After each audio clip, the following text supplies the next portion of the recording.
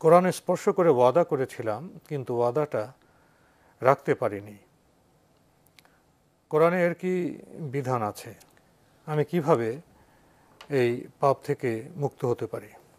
বিসমিল্লাহ, আলহামদুলিল্লাহ, ওয়াসসালাতু ওয়াসসালামু আলা রাসূলিল্লাহ ওয়া বাদ।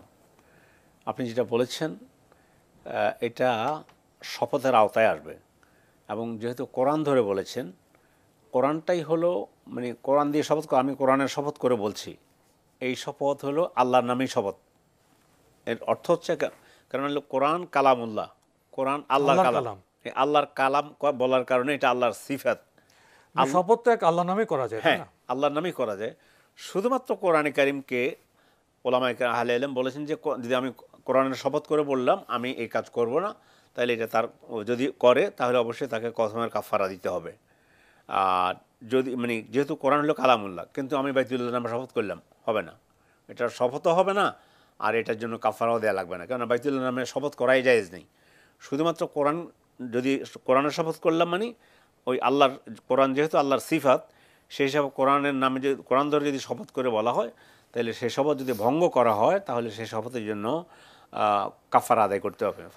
কাফারাতু লা ইউআখিযুকুমুল্লাহু বিল্লাগwi ফি আইমানিকুম ওয়ালাকিন ইউআখিযুকুম বিমা আক্কাতুমুল আইমান ফাকাফারাতুহু ইতআমু আশারাতি মাসাকিন মিন আওসাতি মা তুতঈমুনা আহলিকুম আও কিসওয়াতুহুম আও তাহরিরু রাকাবা। তোমরা যদি মানে কঠিন শপথ করো, সাধারণ শপথ করলে তোমাদেরকে এটার জন্য কোনো পাকড়াও হবে না, যা মাফ করে দিলাম। এটা বোঝানোর জন্য বলছি, আরবদের মধ্যে ওই কথায় কথায় শপথ করা, যেমন লিফট কে আগে ঢুকবে, তো সম্মান দেওয়ার জন্য বলতেছে আপনি ডান দিক থেকে ঢুকেন, তা আরেকজন বললো না আপনি ঢুকেন আগে, তো একজন বললো যে আল্লাহ হালাফতু, আরবি শব্দ, আমি কসম করছি আপনার উপর আগে আমি উঠবো না। তো এইটা কিন্তু ওই লা ইউআখিযুকুমুল্লাহু বিল্লাগwi ফি আইমানিকুম, অযথা শপথ যেগুলো করার জন্য তোমাকে ধরা হবে না।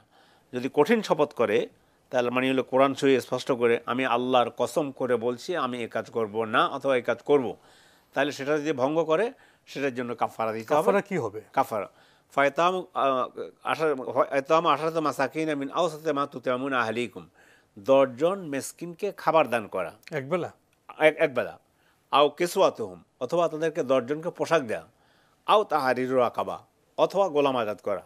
তো গোলাম আজাদ এখন তো এটা আর নেই দুনিয়াতে, ইসলামের কারণেই দুনিয়া থেকে আল্লাহর মেহেরবানি দাস প্রথা প্রায় উঠে গিয়েছে। হয়তো মানে আফ্রিকার বিভিন্ন অঞ্চলে এটা বিচ্ছিন্ন বিষয়, কিন্তু এখন আর মানে গোলাম আজাদের বিষয়টা যেটা সেটা নেই। তো যেন দুইটাই থাকলো, 10 জন মিসকিনকে একবেলা খাওয়ানো অথবা 10 জন মিসকিনকে পোশাক দেয়া, ন্যূনতম মধ্যম টাইপের আর কি। যার এই সমর্থনে তিনি কি রোজা রাখতে পারেন? উনি কসমের ব্যাপারে এসে আশারাত মাসাকিন মিন ফামান লাম ইয়াজিদ ফাসিয়ামু সালাসাতা আইয়াম, যদি এগুলো সক্ষম সে না হয় তাহলে 3 দিন সে রোজা রাখবে। একাধারে 3 দিন না, ভেঙে ভেঙে রাখতে পারবে 3 দিন রোজা।